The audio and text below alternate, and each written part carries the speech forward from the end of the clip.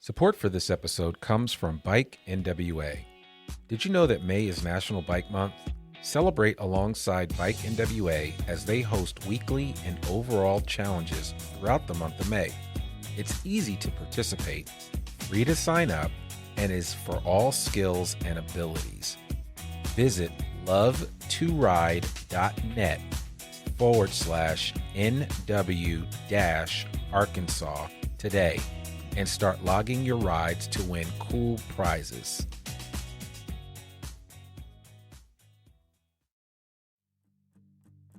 Hey, this is Gary Head at Signature Bank of Arkansas. We founded Signature Bank in 2005 with local ownership to serve our communities with the best bankers with the most authority to do business.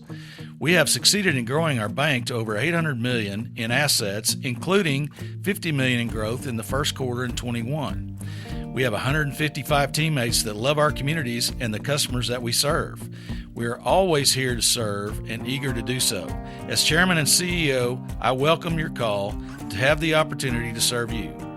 Please call 479-684-4700 or online at signature.bank and tell them that you heard about us at I Am Northwest Arkansas.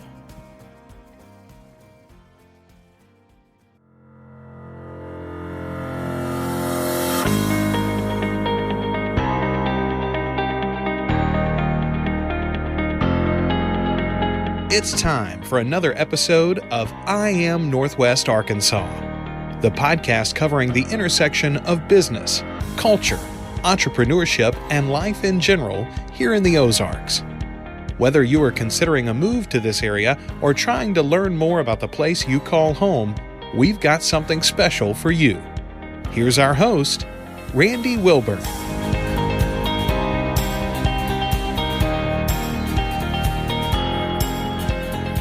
Hey folks, and welcome to another episode of I Am Northwest Arkansas. I'm your host, Randy Wilburn, and I'm excited to be with you for another episode of the podcast. I'm here today with Brant Barnes, and he is an entrepreneur's entrepreneur. I connected with him, as I always do, because through somebody else that I know, and that individual, just a quick shout out to Mark Zweig for introducing us, and I got a chance to sit down and chat with Brant prior to us doing this podcast to learn a little bit more about him. And you know, Brant he's a Papa John's franchisee. He also owns a lot of real estate, and he is a insurance agent. He runs a shelter insurance that's right here in downtown Fayetteville. And so I'm sitting in his beautiful office right off of Spring Street and finally getting a chance to learn a little bit more about him. And I wanted to introduce him to the I Am Northwest Arkansas audience and tell his story to everyone here. And as we always do, our focus at I Am Northwest Arkansas is on the intersection of business, culture, entrepreneurship, and life here in the Ozarks. And hopefully we'll hear a little bit of all of that from Brant as he shares his story. And so without further ado, Brant Barnes, how are you doing today? I'm doing great, man. I'm doing great. Pumped to be here and got to speak to Mark's class. That's where this kind of came from. Right. Mark asked me to speak to entrepreneurs at the college, and I work with a lot of the kids over there. And I got 3 classes in a row with Mark, and he heard the same stories over and over, but he reached out to you and just, he kind of knows I've been in the weeds of entrepreneurship and had my ups and downs and appreciates that. So, yeah, no, you've done a lot. I mean, in your short 41 years on this earth, and not that I put your age out there, but I mean, you're still a lot of life in the tank and a lot more to do. But I'd love for you just to share, and we talked about this earlier, for you to share your superhero origin story with our audience. And that's the one question that we always ask on this podcast, because I believe that everybody's hero's journey is important. But I would love for you just to kind of give us the Cliff Note version of, how you got here, right? I mean, It's not like you woke up one day and all of a sudden we're like, I'm just going to buy some Papa John's. I'm going to go buy some real estate. I'm going to, be an insurance agent. I'm going to be a pilot. I mean, all of these things kind of built on the other. And so I'd love for you just to kind of give our audience a glimpse into who Brant Barnes is. Well, I think it starts with exposure as a kid, just exposure. What do you see? What do you hear? What do you know? What does your dad do? What does your mom do? What does your aunt do? What do your friends' parents do? And I grew up in Mountain Home, Arkansas. I'm just an Arkansas kid. We're 30 miles from Missouri, but what I knew was Springfield, Missouri, Fayetteville, Arkansas, Memphis, Little Rock. That's what I knew. That's where we went. That's what we did. Dad was an avid Razorback fan. So as you are in Arkansas, we're kind of a one-state team. And so we were huge Razorback football fans. And my dad and I grew up flying. My dad was a pilot. He flew in sales for 8 years for a company out of Cotter, Arkansas. And he decided after traveling for a long time that he really wanted to settle down and be around. He was gone 2 weeks and home 2 weeks. And that was just not good I had 2 older sisters. So my dad in 1983, 84, interviewed with Shelter Insurance to be an agent in Mountain Home. And it was, he had a district sales manager that said, can you come by and interview this afternoon at 5:00? I'm at the Ramada Inn. And my dad said, I've got my son with me, but I can come. I got my son. He said, bring him. So I was 4 years old at the Ramada Inn in Mountain Home. And my dad interviewed with Bob Lewis, and they hired him for a Shelter Insurance agency in 83. My dad started with Shelter then, still with them, planning to retire July 1st this year. Been there 38 years. I guess that's the math. I think it's 38. Hired a lady named Vicky that was my dad's secretary when she was 18, and she's still there, which is amazing. She picked me up from school, things like that. So my dad was a hybrid business owner. That's what I'd call it. You know, he owned his own agency in Mountain Home, Shelter Insurance. And, you know, I grew up watching him. You know, he never lost the flying bug. So we flew a small plane everywhere we went. And what I just knew was Arkansas. I knew Arkansas. I mean, I knew Batesville. I knew Conway. I knew Greenbrier. I knew Mountain View. I mean, we all know somebody. And through Shelter, it's kind of tight knit. We know the agents in Jonesboro. We know the agent in Batesville. The agent in Searcy's a good friend of mine. And so I kind of, through Shelter and then through traveling in sports, we played all these teams. So we began to play Rogers and Little Rock Catholic and go to Marion from time to time, whatever. Mostly Arkansas. We never really ventured in Missouri. But, you know, so I grew up, you know, one of my dad's best friends was an older gentleman that was best friends with Eddie Sutton. So he was tied to Charles Ballantyne, was a guy I met when I was like 5 years old. Charles Ballantyne stayed at my house when I was 6, and he was my idol. I mean, he was just the man, you know. And so the older gentleman that was friends with Eddie Sutton had a jet, and we used to get to fly and go to games. And then we went to Oklahoma State when he was friends with him. And so, you know, just Razorback was in my blood. Mr. McLean was a businessman. I looked up to him. I was like, I want one of those planes. I want one of those. I want to do what he does. And I would ask him questions of how'd you get in the business? What'd you do? And I just, from an early age, I knew I wanted to be a business owner. I knew I wanted to own businesses, and what I wanted was freedom. I wanted to be able to go anywhere in the world, anytime, and I didn't want money to be a barrier. And I wanted to live a life that's like, whatever I want to do, I want to do it. And so I knew I wanted to be a pilot. I knew I wanted to own businesses. I didn't know what type. I didn't really know where. I just knew that. And so, you know, I played all sports in high school. I was good at everything, great at nothing. I could play anything from racquetball to tennis. I was catcher, state championship team. 1997, won the state championship. Not to veer off, but just crazy how small state it is and small an area. You know, when I came to college, we won the state championship. We beat Sheridan in the finals, and we got in a fight afterwards. And it was well known. It was a big brawl, but some people got hurt and stuff. I come to college over here, and my fraternity brothers, 4 of them were on that team. And we all ended up great friends. And you know, bygones be bygones. I flew Pine Bluff, Stuttgart, and Benton last Thursday, and a guy picked us up as a banker, and he's from Sheridan, and his brothers, you know, it's just how the state ties together. But I knew I wanted to own businesses. I got out of high school in 97. We had come to Fayetteville for every game. My dad and I sat through every Razorback football game, and that's just what we did. We were here for the game. You know, yeah, we tailgated a little bit, but we were here for who's the player, where's he from? He's from Jinx, Oklahoma. How'd we get him? What are his skill sets? We would go an hour before the game and see pregame. You know, we wanted to see him kick and punt and how's so-and-so looking today. And I don't know, my dad and I enjoyed the game. And so that was probably my fondest memories of like Fayetteville, Arkansas, was like he and I going to ball games. So I knew I got out of college, or I got out of high school in 97. I went to UCA for a year and a half. I got a scholarship, or got pretty much preferred walk-on kind of deal at UCA to deep snap. Okay. I weighed 225 pounds at that time. Yep. Played middle linebacker and deep snapper at UCA, mostly just was a deep snapper, and met people from all over Arkansas. There was guys from Rogers. I learned at UCA that, you know, those guys are just as big as the guys at Fayetteville. Yeah. They're just not as fast. Right. So they're 2/10 slower in the 40. They bench press 50 pounds less, and they're about 2 inches shorter, but they're close. Right. And it was athletic. So we did that for a year and a half. And then I just said, man, I'm going to Fayetteville. I'm ready. And I skipped out that Christmas, I guess in 99, moved back up here and went to school here. What's interesting about this for me is that seeing Northwest Arkansas from afar is different. I was from Mountain Home. We flew here, into Drake Field, got a ride to the game, and went home. And I knew Herman's, I knew, you know, this, that, but all I knew was that this little piece. Then when you come to college here, okay, now I got Dixon. Yeah. I can put that in my bag, you know. Right. And so I'm here and I'm learning Dixon and I'm learning a little bit about it. I worked in Springdale for a guy named Bill Bakewell. It was tied to baseball.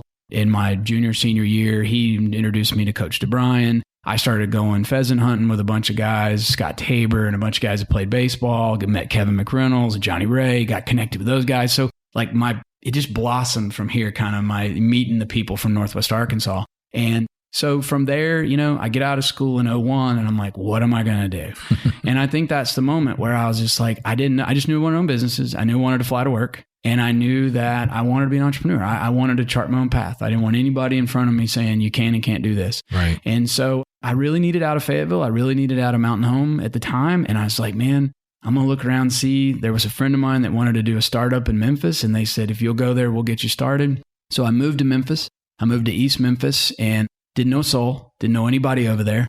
It was scary. First time I'd really ventured out where like if my car broke or something happened, I didn't really know who to get a hold of. Right. I had connections in Fayetteville. I had connections in Mountain Home, all over the state, but Memphis was new territory. 6 months into being over there, my dad reached out and said, hey, there's a shelter insurance agency in Senatobia, Mississippi that is opening up and they'll interview you if you want to interview. And there's a guy that's retiring, older gentleman that's retiring. I said, I'll go to the interview. Went to the interview. They got me to a second interview. They hired me. And I'm like, where's this? It was 30 miles straight south of Memphis down Interstate 55, Senatobia, Mississippi. I took over for an older gentleman that had been there for 32 years named O.C. Burns. And he took me in. He just took me in and kind of helped me get that going. So from there, I started my venture into shelter insurance in 2005, moving to a place I knew nobody. And, So just so for the audience sake, when you say they hired you to run that agency, right? Yeah. In that situation, Shelter owns the client base. Okay. So they pay off Mr. Burns. He leaves. They put me in charge of, a couple thousand policies. I got a kind of ready-made business and now it's up to me to do whatever I want with it from there. And they want me to grow it and add my own team. But, I'm an independent contractor and own my own business and I'm in Senatobia, Mississippi. So I start with a little client base and then here we go. And we get started. Yeah. And so that started that in 2002. And that was new territory for sure. Like I had no idea what I was doing. I did it for 3 years. Kind of just, that's what I was doing. Now I was buying and selling cars. I've been buying and selling trucks, 4-wheelers, anything I can get a hold of since I was 10 years old. I've been reading magazines about real estate and everything. I mean, the ambition is there. It was just like, where do I go with it? So I was buying that. I was buying stuff. I bought a condo in Destin, Florida. One of the best deals I've ever done in my life. I got lucky. Bought that in 2004. It was the first thing I bought when I got the job. I bought a 3-bedroom, 2-bath condo in Sandpiper Cove right in the heart of Destin. Held it for 2 years and was able to really make some money. Just got lucky and got a huge offer and I sold it. I took that money in 2005 and my dad was in on it. I'd split it with him, but I bought 2 rental houses and a buddy of mine, a good friend of mine that was a banker said, we ought to start a Papa John's. And I'm like, yeah, we should, I'm like, well, and then I'm like, well, hold on. Why should we start a Papa John's? He's like, cause it's really good. Yeah. I'm like, it is good. So let's do it. Right. So it's like myself, this banker and a third guy, we drive to Louisville, Kentucky. They do the big, I'm in insurance. I got about 3 rental houses now. I'm buying and selling trucks and I go to Louisville, Kentucky and we come out of this one day, they kind of sell us on the franchise. We were going to put it in Senatobia, Mississippi. That's where we were going to put it. And they're like, the demographics aren't good. You don't need to be there. If you're going to do a store, you need to put it in Hernando, Mississippi, which is halfway up to Memphis. Okay. A little bit bigger town, but it's right along Interstate 55. This all goes down Interstate 55 out of Memphis. So I look at the guys, what do you think? One of the guys says, well, they wanted $250,000 pretty much to get open. That's what it was going to take. We needed $75,000 cash and we had to beg for $175 to borrow. Okay. Because people don't want to borrow money on restaurants very much. They just don't. Sure. So one guy goes, I don't have $25,000. And I'm like, well, why'd you come to Louisville? You know what I mean? Like, what'd you ride over here for? Right. The beer? Right. I mean, I guess, So he's out. And my other buddy, who's the banker, is a Senatobia guy. And he says, if it's not in Senatobia, I'm out. I don't want to do it 15 miles. Okay. So here I am. It wasn't really my idea, but I'm that guy that once you plan it in my head, it's happening. Yeah. I'm getting a pizza place. Right. So I start thinking and I'd met someone. My wife had met a friend from the gym. Her husband, they kept telling us we should meet. So I meet him. His name's Mike Hensley. And we meet. And Mike went to school at Southern Miss for architectural engineering, got a 4-year degree, came out, worked 6 months, didn't like it, quit, decided to go to law school at Ole Miss, goes to law school for 4 years, passes the bar, becomes an attorney, and 6 months into being an attorney decides it's not for him. So he and I meet and he quits his new law job to start a pizza store. Wow. And his wife hated me. pretty much. I mean, kind of like, what are you thinking? Like he just spent 10 years in school and now you're going to pull him out to start this pizza gig. So he and I meet, we start talking about how we're going to do this deal. And I'm like, and he's like, I'm in. So he's like, they didn't want to loan us the money. So I'm now stuck at how am I going to get the money? Right. I think this is an interesting story, and I have to say it because it really did chart something for me in learning about mentorship. But we're kind of stuck. We can't get started. We don't know how to get this store yet because I can't get the money necessarily. I meet an older gentleman in Senatobia, Mississippi. His name is James May, and he owned about 3 pharmacies. He had 14 or 15 video shops, 150 rental houses. And just the way it was in a small town in Senatobia, Mississippi, he was the richest man that ever lived. In small, big fish, small pond. Yeah, I mean, they were like, oh, this man's mythical. Yeah. So he comes by I called him one day because he had a piece of land that I was interested in buying to build an office for my insurance agency. He comes and picks me and another guy up. We go look at the land. We're done in 10, 15 minutes. We head back to the office and he says, another guy gets out of the truck and I just looked at him and I said, Mr. May, I said, I've heard a lot about you. And I said, I really want to be like you. Like, I want to do what you do.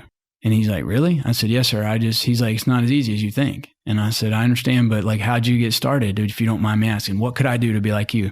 He took the drive, put it in drive, and he started driving. And he drove around for 3 hours. And he showed me everything he bought, and he talked about how he got here, and he told me his story. Mm-hmm. I mean, drove a bicycle from some small town in Mississippi into Senatobia in 1976 and was a pharmacist. And he just told me his story. And at the end of that, at 3 hours, we were sitting there and he said, I got that bank there. They bought from me and I'm going to build this over here. And I looked at him and I said, man, what I want to do is a Papa John's pizza. And he said, Papa John's, that's my favorite pizza. And I was like, man, all right. And he's like, where you want to do it? I said, they want me to do it in Hernando. He goes, I told you I'm closing these video shops. They were VHS shops with the tanning beds and he was closing them in 2005. It's over. He said, I got a video shop right on the corner at Commerce, across from Kroger and AutoZone in Hernando. He goes, I'll put the building up as collateral. You and your buddy put 25 in. I'll put 25 in. We'll be third partners. You guys will rent from me there. And he's like, we'll do a Papa John's. And we shook hands in 3 hours. We shook hands. That was it. He's still my partner today. That'll be 16 years, September 15th. I opened that store in Papa John's, Hernando, Mississippi, the day my son was born, September 15th of 2005. And we opened at 3 o'clock. My son was born at 10 a.m. that morning. Mr. May and I have talked every month for 16 years. He's kind of like a second dad, just a great guy to lean on. And just, he told me, I'm never going to make a pizza. I'm never going to come by there. Right. That's not my gig. Right. My gig is to put the capital up, and my partner and I's job was to run it. And, he and I have been, just a great guy and just through mentorship. And he said to me, you're the greatest partner I've ever had. You're the most hands-off person I've never had really problems with. I've never, and he's still a partner today. That's the only store that we're that way on. I don't have any others. But that was 2005. It was a couple years. It was a train wreck. The first 2 or 3 years, a train wreck. I had no idea how to manage people. Had no idea what I was doing. At that time, I had 10 or 11 rental houses. I still had insurance going on. I'm working insurance during the day. I'm doing pizza at night, and we're breaking even at best. We're barely paying the bills because I didn't know how to manage people. I had no idea how to manage people, and I didn't know it, and I didn't know how to run the pizza business. I didn't know anything about it. It took me 3 years to figure that out a little bit. I hired a guy to work for me in insurance, so he was selling. I was handing him deals. By 8, 9, and 10, we began to really learn how to run the pizza business. By this time, I'm up to 22, 24 houses. I'm still buying houses left and right. I mean, just pulling my hair out, doing 14 things that I shouldn't be doing, buying and selling Japanese mini trucks. I mean, I just keep my eye off the ball. Right. Yeah. And so I'm just kind of going fast, and we can go back wherever you want. But so in 2010, we finally got the store making money, and we finally feel like, okay, in 2008, 2009, I'd hired a really good guy named Sean Jenkins to sell insurance for me. I was meeting people. I was handing him deals. He was closing them. We won Agent of the Year for the United States with Shelter Insurance in 2008. And the pizza store started doing well as well. Good at the same time. And, we came in second in 9 and 10 with Shelter Insurance, second out of about, 1,400 agents across the country. And I don't want this to be lost on anyone. 2008, 2009, 2010 were some of the toughest years, period. Absolutely. I mean, in our country. Absolutely. We talk about the financial meltdown, the crisis and everything, yet you were figuring out ways to excel even during a downtime. Sure. And, the more aggressive, the more proactive you are, the better things are going to happen. And you just, So, I mean, and look, I had 20, 25 houses at that time too. Yeah. And I had about 7 or 8 I was flipping and I couldn't sell them. So what do? I just rent them, put them on rental, and you just, no matter what happens to you, you've just got to pull over and go, okay, what's next? Okay, now what's next? I can't change the past. What's next? Right. And I just think that's what's important. And so I learned a lot of lessons right there in that 8 to 10 range. In 2010, we decided now we know how to do one store. Let's do a lot, which was not the smartest move, but we signed a deal to open Searcy and Cabot, Arkansas, Papa John's. I had my young guy killing it in insurance. I was checking on him and running that. When we made the deal on Searcy and Cabot, Mountain Home came up for sale. I'm like, well, I got to buy that. That's where I'm from. So I bought that Papa John's. Hot Springs came up for sale. So I bought Hot Springs. And then we opened Searcy. Then we opened Cabot. So now I'm at 5 stores. By 2011, I'm at 5 stores. And so I had gotten my pilot's license out of high school and college. And so I was flying at the time. We bought a little Cherokee 180 that I had at Tunica, Mississippi. So that's where the plane was at. And we would fly to Mountain Home. We'd fly to Searcy and we'd fly to Hot Springs. And that's how we got to the stores and back. So I was living the dream, man. I'm flying to work in my little plane. Right. And, don't get me wrong, man. Like I'd be in those stores till 10:30 at night, getting the plane at 11:15, land at midnight. It was long days. Better than driving, though. It was better than driving. And, sometimes you can ask my partner this. We flew so many times from Searcy or Hot Springs back, and it'd be midnight. And it was just a place, Tim McGraw says this. He flies a Cirrus SR-22, same plane I have. And he says, there's no more peaceful place than me in my airplane at 11,000 feet because nobody knows who I am and everybody leaves me alone. Right. And he's like, nobody can get me. Even their traffic controllers. He's like, some of them know who I am. And sometimes you can tell they're like, okay, Mr. McGraw, they'll say it. But he said, for the most part, I'm up there away from everybody. And I think sometimes coming home at night in that airplane were these moments where I'm because the lights, you can see Mountain Home, you can see Little Rock, you can see Jackson, Mississippi from 8,000 feet. Right. At night. Yeah. And I don't know, just a time for reflection. It was a time to just say, what the heck am I doing here? Yeah. Because it was stressful, So 2012, my agent that had worked for me got offered an agency from Shelter. Okay. So they hired him and I kind of lost him. And when I lost him, I felt lost a little bit. I had all my eggs in kind of one basket, I think, with him. And, it was just that time where I was like, all right, I've been here 10 years, close to 10 years in Mississippi. I'm ready to go back. I'm ready. And I was like, I want to move one time and I want to live in Fayetteville. I don't want to live in Rogers. I don't want to live in Springdale. I want to live in Fayetteville. It's just something about the place. I loved it. And I just knew. And I told Shelter that. I was like, if I get a shot, I'll go to Fayetteville. That's it. And it just so happened that in 2012, Bill Shackelford, who was on MLK out by Whataburger, been here 32 years. Him and Lola May had an amazing agency here. And he decided to retire. And our vice president of marketing called me and said, all right, your shot. Bill's retiring. You want it. And I said, well, let me think about it. And I got home, talked to my wife, and I'm like, we're going. At that time, I could fly from Fayetteville to Hot Springs, Searcy, Cabot, Mountain Home, just like I could from Tunica. Sure. I could always go back to Memphis once a month, check on rental houses, check on the pizza business. So that was kind of my philosophy. I'm like, cool, I'll come back. So in April of 12, I moved back here. Yeah. And I was able to transfer kind of insurance to here. Still had 25 rental houses down there, had 5 pizza stores at the time. I get back up here. We moved our corporate pizza office here. So everything bases out of here. Now it bases out of our office here. At that time, it was down there. So I got back up here, hired some really good people in the insurance business. We've had an amazing run up here, but probably about 14, I started flipping some houses up here, got in business with some other guys. So, Mr. Mike Hensley, my original partner, we're 50-50 on the 4 stores that are Hernando, Searcy, Cabot, Hot Springs. And when I got back up here, one of my lifelong friends who I played baseball with, grew up with since kindergarten, Heath Stanley, he and I partnered up and he wanted to get in the pizza business. So he bought my other partner's 50% of Mountain Home. And then we opened Van Buren, Muskogee, bought Brants, and bought West Memphis. Had 9 stores. By like 3 years ago, 17, we had 9 stores. And we ended up selling Muskogee and down to 8. So we have 8 stores, 50-50 with Heath on Van Buren, Mountain Home, West Memphis, Branson, and then 50-50 my other partner. Still in insurance business. We've doubled the agency since we've been here. Bought some real estate up here. I've had Airbnb and VRBOs in Mountain View and Destin. I'm a car dealer. I just buy and sell and trade. And there's 2 things that I think you could that really determined my life really was what I was into was I wanted a horse trade. I wanted to buy and sell, and I wanted to flip. I think that's the basis of business in general. It's just a horse trade. I'll give you a sack of barley and you give me 2 gold pieces and then I'll go trade it for something else. That's really what was like my passion, you know what I'm saying, for business. And you know, and I'm an Arkansas guy too. Like I love Arkansas and that. So that's where I'm at today. We've spent a lot of time in the last 3 years getting from out of control to organized. Sure. And sometimes like you kind of have to almost pull everything out of the garage to put it back and organize it. And that's what I've been doing. So. Okay. All right. So getting back to your story, which has been really exciting, and I'm just getting, I don't know if anybody else is benefiting from this, but I'm taking a million notes here as Brant shares with me how he has built his empire, if you will. But one thing that continues to kind of stick out to me is just the importance of relationships.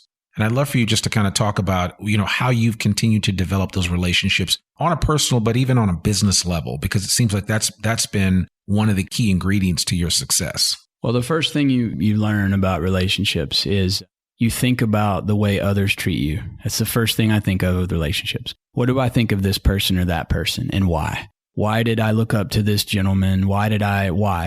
And I think that what you find is you've got to be a giver. And you've got to give first. You've got to bring value to other people. If you don't bring value to other people, then they don't have any reason to help you, really. And I think that sometimes we go with a taker mentality. You know, we go to people and say, how can you help me? And then, you know, maybe one day I'll help you too. But if you go to people and say, let me just help you. Let me help you any way I can. What can I do for you? And so I think that's one is like, and then from there, the minute you meet people, you've got to really study them. You've got to really say, I want to do business with great people. I want integrity. I've always said this. I've really had 3 partners in my life. My dad, Mike, and Heath were really the 3 people I've ever been in business with. And I've always said that if I can't give you $10,000 and say, hey, bring it back to me, you know, by the end of October, no contract, no nothing. Right. I throw you a band of 10 grand and I have any doubt that you're going to bring me that money by the end of October, I'm out. Yeah. I'm completely out. I don't want anything to do with this. No matter how much money we can make, it's not worth it. My life's not worth it to live with that stomach ache and worry. So I think that you have to analyze every relationship that you have. And you know, I go back, Mr. May, there's a guy named Rhodes Thompson that owned a bunch of AT&T stores, and he and I ate lunch every month. And he was good. He was good at what he does. He'd always tell me, he's like, do something well and do it over and over and over. Do something well and do it over and over and over. When I met him, he had 24 AT&T stores. Over an 8-year period, he grew it to 116 stores, and he sold them. He's from Helena, Arkansas. You meet him, he's just, hi, I'm Rhodes Thompson. And he is who he is. Yeah. But he's real, and he's legit, and he was doing it. He was living it, and I was seeing it. Another was one of my wife's best friend, Terry Kerr. Terry Kerr's a guy in Memphis that has built like an absolute beast of a business in the rental property business. He buys houses in inner city Memphis, fixes them up, sells them to investor, and then manages them. And he's just a rock star, man. I mean, just a rock star. But what I had to learn was Terry and I would eat lunch once a month for 8 years. And his business was booming, man, booming. And I always had to think like, why would he want to go to lunch with me? You know, because like, if I go to lunch and I try to sell him something, or I try to ask favors from him, right, he's going to quit asking me to lunch. Yeah. But if in those conversations I can add value, then he's going to want to keep going to lunch with me. And I remember one time he used to complain about this girl that worked, an older lady that worked for him that just didn't do a very good job, but it was like a friend's mom. And he's like, well, you know, Donna, and oh gosh, Donna. And one day I looked at him, I said, man, if you don't do something about Donna, I don't want to eat with you anymore.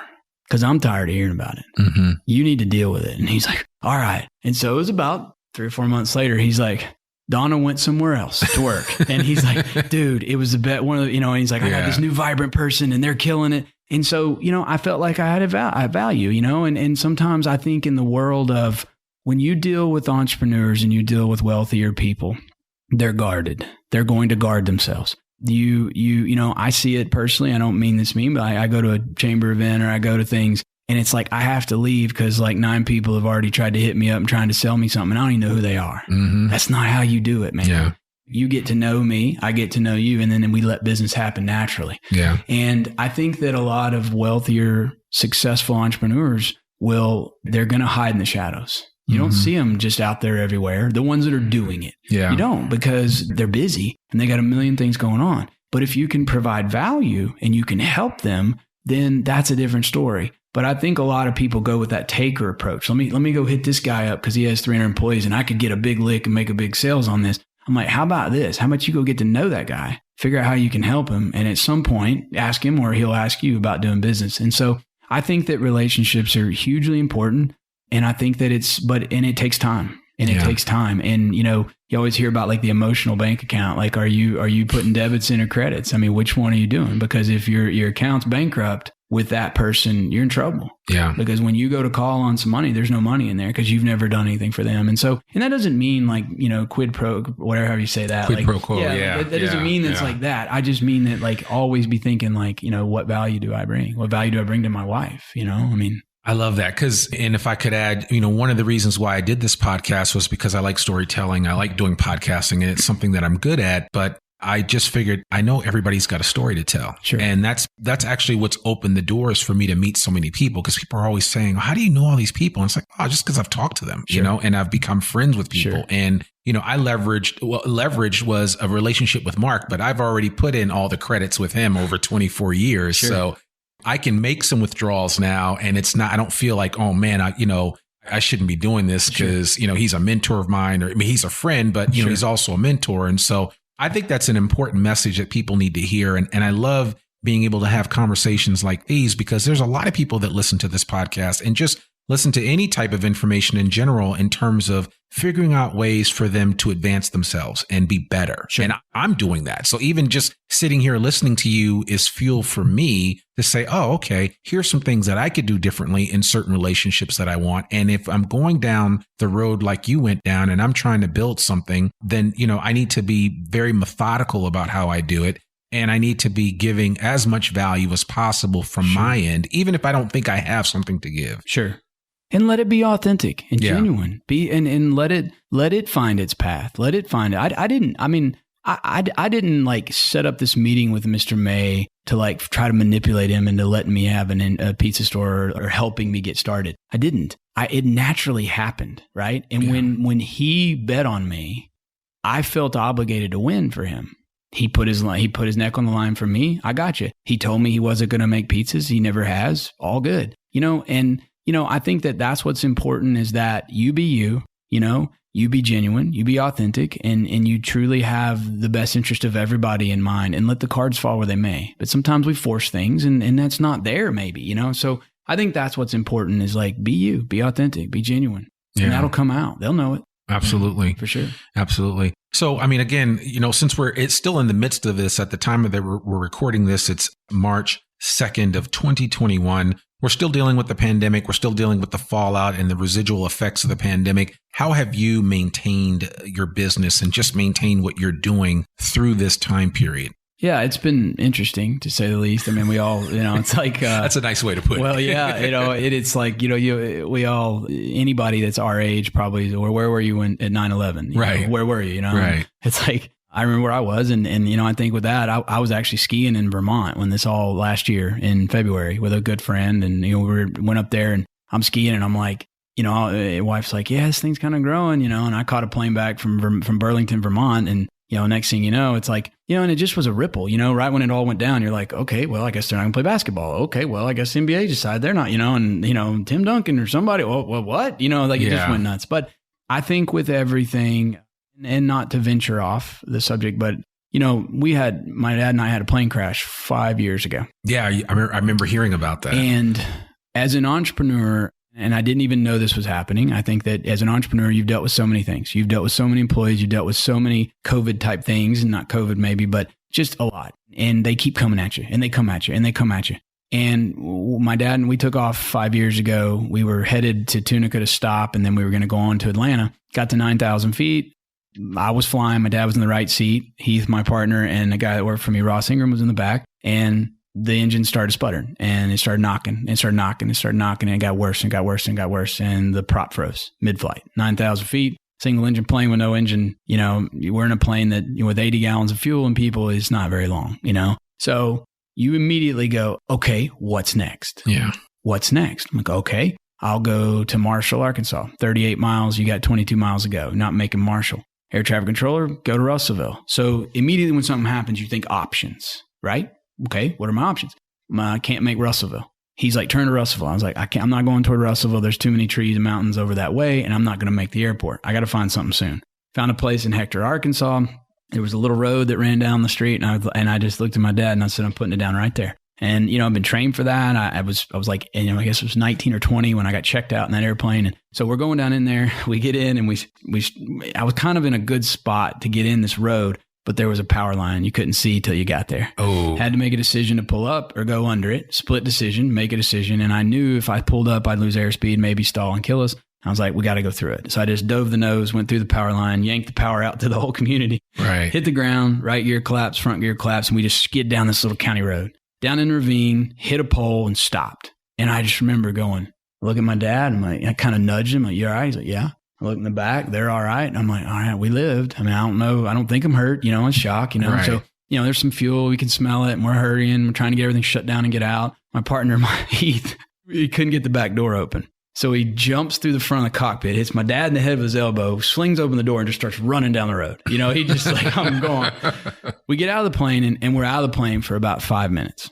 And literally my mind went, all right, we're going to need a van, or we're going to need something to rent. We got to be in Tunica, so-and-so, Atlanta. We're still fine. We're going to make it. I couldn't even kind of comprehend yet that we crashed. Right. My mind was already on to the next thing. Yeah. And I think that's entrepreneurship. And I think when COVID started, it was like, okay, all right, we're in the delivery business. Sure. Okay. We don't cook food for the most part. Our food comes off of our make line, goes through the oven. Anything that would be on a pizza would be burn off through 480 degrees, whatever. We don't touch the product after it's done. It's in a box that's sealed, and we're delivery.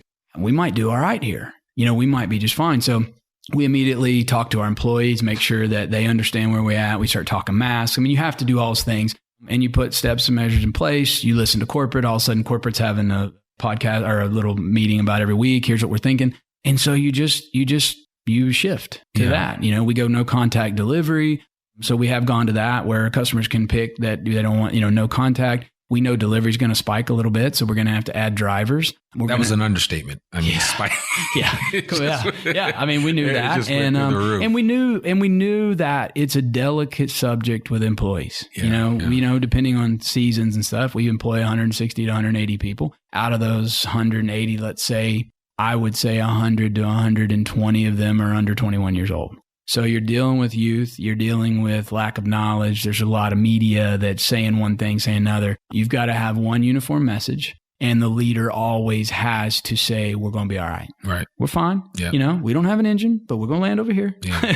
And we're going to be all right. And we're going to get out of here and learn from it, And I think that, what they can't hear is fear. What they can't hear is you're scared. What they can't hear is unknown. We got it. We got it. Even if you do or don't. I mean, you kind of got to have that. We're going to be just fine. So, we've made a lot of shifts in people. It's been a tough year. I mean, it has. We one thing with our business is, I'm a bootstrap entrepreneur. I mean, I didn't know what I was doing. I'm just trying to figure it out. Probably a mistake I made that I wish I could have done a little different is we Papa John's grew in the 90s, in the early 2000s, and we kind of came into the multi-unit game in 2010 and after. Well, they had already kind of picked out Little Rock, Jonesboro. We couldn't get clusters of store. What you want is 8 stores, right? 10 stores in Memphis, where you can borrow employees and move food around. Well, we're at Mountain Home. You're Brants, all over we're all over the place. Yeah, And we're a 2-hour drive to get store to store. Well, the bad about that is if you have a store that has someone get COVID, everyone's around them. Well, you just lost your whole staff in Hot Springs or in Mountain Home. Right. Well, it's not like you can borrow them from another store, right? Well, so that was a negative. So we had a couple stores shut for 2 or 3 days, clean things up, figure out who was exposed, who wasn't, get back open. We've dealt with that for a year, and that's been tough. And I think the other piece, but the positive, and this is kind of something I think too that entrepreneurs have to be able to do is see both sides. Mm-hmm. You have to be like, okay, but wait a minute. By being spread out, guess what doesn't happen? If you have 8 stores in Memphis and you start sharing employees and you start borrowing them, then this store gets it and this store gets it and this spreads. Now you like got wildfire. 5 stores or 6 stores with it, where when we had one, we're at them for a couple of days, but it's only one of the 8 stores. So that was kind of like a good thing. So sometimes like the way you're set up can be good. There's pros and cons to everything. And sure. So, but it's, we've had a good year in sales, a really good year in sales. It's been amazing there. I think Papa John's, it was a tailwind for Papa John's. We have a new CEO, and John's kind of gone after a couple of years. We've dealt with some of that. I mean, sometimes in the franchise world, you deal with things that you didn't do. we are kind of at mercy of what they say and what they do. Sure. I'm a lot happier to have Shaq than John, let's put it that way. At this point, and I am. And so we got a great CEO now, and actually he was at Procter & Gamble for 2.5 years in Bentonville. Okay. So he's not from here, but he knows the area. Exactly. And so he and I've gotten to talk to him for about an hour here about a couple months ago, and that was awesome. And I think his direction, along with some COVID tailwinds of sales, I think we're in a really, really good spot, man. And, it's going to be interesting to see what kind of goes down. I mean, we're still guessing as we go. We were just talking about Branson this morning. We own the store up there. And it's like, what's Branson going to do? Spring break. Like, you don't know because it's like, is there a real spring break or is there not? I don't know, so anyway, hopefully that answered. No, it does. It really does. I appreciate you sharing that. I was writing down because just so this idea of always have a plan, right? And I always think back to Glenn Ross. It's one of my favorite movies when Alec Baldwin's talking about always be closing. Coffee's for closing. It is. And you got to have that mindset in that closing, it's like you've got to be ready and able and willing to do it whenever the opportunity presents itself. Absolutely. And I think, I thought about this earlier when we were talking, and I think it's worth saying is, we're talking business a little bit here, right? I mean, there's culture and there's other, I get relationships, but when you're talking business, I think, what value do you provide? And I think anyone listening to this call right now, if you work for Walmart or you work for JB Hunt or you work with Shelter or you own your own business, what do you provide? Are you valuable to your organization? Yeah. Because if you're not, I'd worry about your job. Right. Look, we got to have results. One of the most cutthroat things I've ever seen is an NFL quarterback. They get one shot. They come out of college. There's always a new guy. Think of all the people we've seen, been the Heisman and all this stuff. And it's like they get one and maybe a second shot. Yeah. And what they say is go 24 of 32, 3 touchdowns and 1 interception, and we'll give you $10 million. Yeah. Don't do that and we're going to cut you. Yeah. Welcome to the world. Exactly. Welcome to business. It's the way it is, man. And I think the quicker you understand that sometimes that is the value you provide to a relationship you have with Walmart or JB Hunt or Papa John's as a franchisee, right. and it's not all about that, but it is about that. We're Razorback fans. It's been a lot more fun the last couple weeks. Absolutely. Than it was 4 years ago, right? It just is. And, in the SEC, it's like, you better win 8. You got to, in football, you got to win 8. Yeah. 8's the magic number to stay. Yeah. If you're at Auburn or you're it doesn't matter anymore. I don't think Kentucky will accept 6 or 7. Right. You got to win 8, man, it just results. So, you said a mouthful. There's so much there that I could unpack. I want to be respectful of your time because I appreciate you really taking time to share with this audience. If somebody is listening to this and they're thinking about moving here, what would you tell them just overall, not necessarily from a business perspective, but you could certainly share that as well. But just coming to Northwest Arkansas, what can somebody expect coming here? Because I know in 2014, and the reason why I always ask this question is because when I came here, I didn't know what to expect. As an African-American, I wasn't sure. Arkansas is a different state. My friends said, "Wow, you're crazy for moving to Arkansas." And I had no idea. If I knew then what I know now, it would have been the easiest transition of life. But so what would you tell somebody coming here for the first time to Northwest Arkansas specifically? I think that I would say it's the best of all worlds. I say that like you get a little bit of everything. Yeah. We're not a beach town. Right. We're not a mountain town. Yeah. We're not necessarily a lake town down here, but we have lakes, we have a lake. And I would have said 20 years ago that, we could be behind times, not as progressive, just a little town in Arkansas. Walmart has taken that away. We're progressive now. You're up there with the words of Amazon. You get everything. You get cold, you get warm. We got cold the other day. Everybody knows that. And then it got warm again. Yeah, and it's right back. And the cost of living is awesome. It's easy to get around. Mm-hmm. It's, 20 years ago, you pretty much had to go to Little Rock or Springfield to catch a flight or Tulsa. Now you can fly out of here. The last 20 years have developed this place into, you kind of got everything you need. But I'll say this, look, if you're an extremist and you love 10,000 foot mountains, it's not the place for you. You like the beach, not the place for you. If you want a direct flight to Jackson, Mississippi and, Topeka, Kansas, and you want to be able to go to South Dakota right out of X&A, it's not going to happen, right? But if you want to be able to catch a flight, probably get a stop in Dallas or Atlanta and get wherever you need to go, we have that. And so like you got an amazing aviation community. You got 5 airports around here. We're growing, we're booming. Like it's just, I don't know. It's a really good central spot in the U.S. to get affordable place to live is safe. I mean, that's one thing I can say. I have 4 acres and built a house, and like, I'm a guy, I love safety. I love just to feel like I'm safe. I feel like my community's safe. The people around me are that way. I think that's here. I just really think that's here. And, I love an SEC town. I was 40 minutes from Oxford. Okay. Yeah. I mean, I've kind of sometimes feel sorry for the people that live here that are like Kentucky fans. I'm right. Like, dude, it's going to be a long road for you, man. Sorry. It just is. Yeah. Because everyone here is going to have a Razorback belt on. Exactly. Well, I had gone, think about this though. I went to Senatobia, Mississippi, 40 minutes from Oxford. Right. Everybody has Ole Miss belt on. Right. Everybody. There ain't nobody not hotty totty down there. Right. And guess who they had just gotten when I got down there? Houston Nutt. Oh, that's right. So they took our coach. We kind of, whatever, everybody can have their opinion. And they're like, we got your coach, And then, and I was the Kentucky fan in Fayetteville as the Arkansas fan in Senatobia. I got you. But, I tell kids all the time, I'm like, man, the youth here helps. The youth helps. Yeah. This is, and we're the place to be. Like, if you live in Arkansas, everybody wants to get to Fayetteville. Exactly. As kids, as parents. I mean, so I just think there's a ton of pride. I just love it. I mean, I think it's not, again, it's not a big city, but it's not small. Yeah. And that's what I love probably the most about this place is like, there's just enough density to have a Dixon Street, but it's not the crime and the things you might see in a Detroit or Memphis or something like, this, all that kind of blended together for me is I love to drive in every day. I live out by the Blessings and I just love that curvy road. Exactly. I almost love that I have 15 minutes to think on my way in. So I don't know. It's what I know. I mean, it's what I know. And you're a Razorback fan and you're from here. And so anyway. Yeah, no, that's perfect. I mean, you kind of perfectly nailed it in terms of that experience. Lastly, when you're not having pizza, where do you go to eat? Where do you like to eat here in Northwest Arkansas? I always like to ask a food question. So, and I'm sure you're kind of a foodie and you like good food. So I do like good food.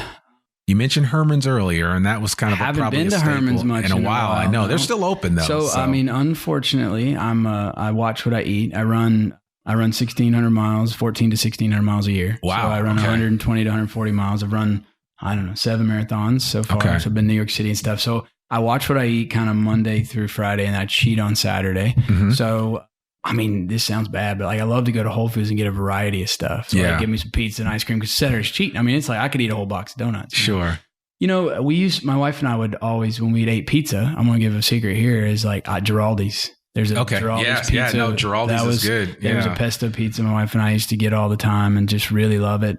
I'll give a shout out, like just Cosmos.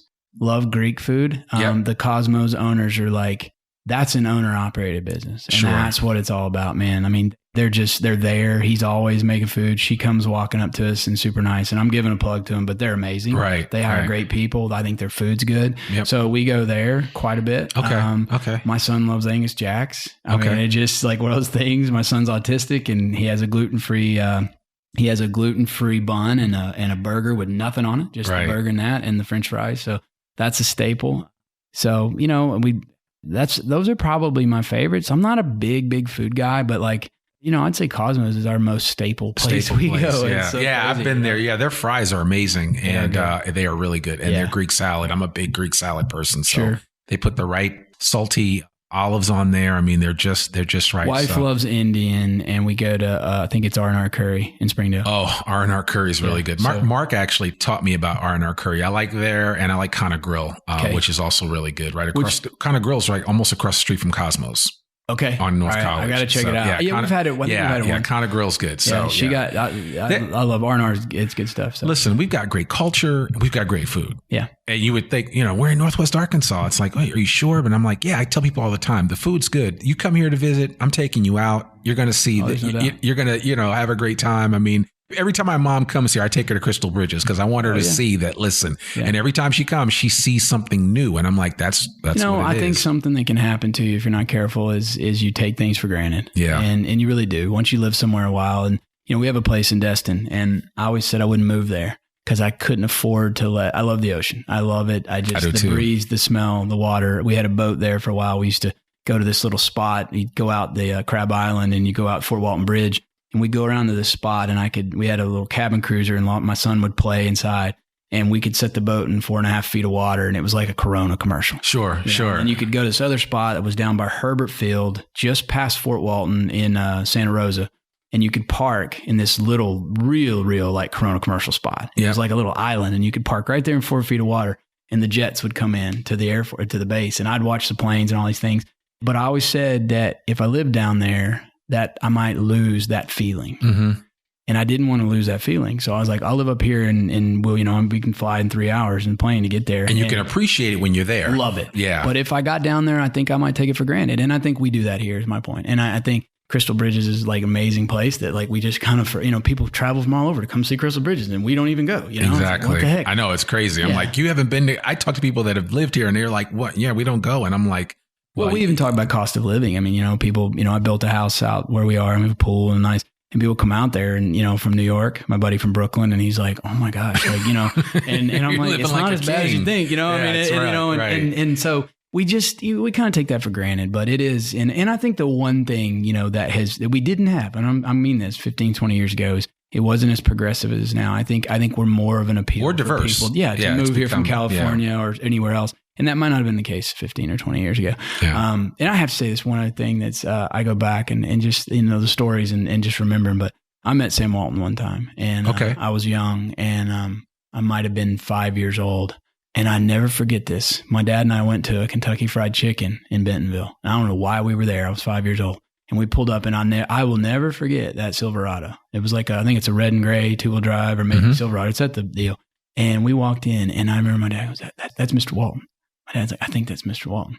And he was ordering in front of us. And at that time, I didn't know, I didn't know who he was. Yeah, you're fine. And my dad, but I was already thinking business. I mean, I was already like, hey, Dad, what can we trade this?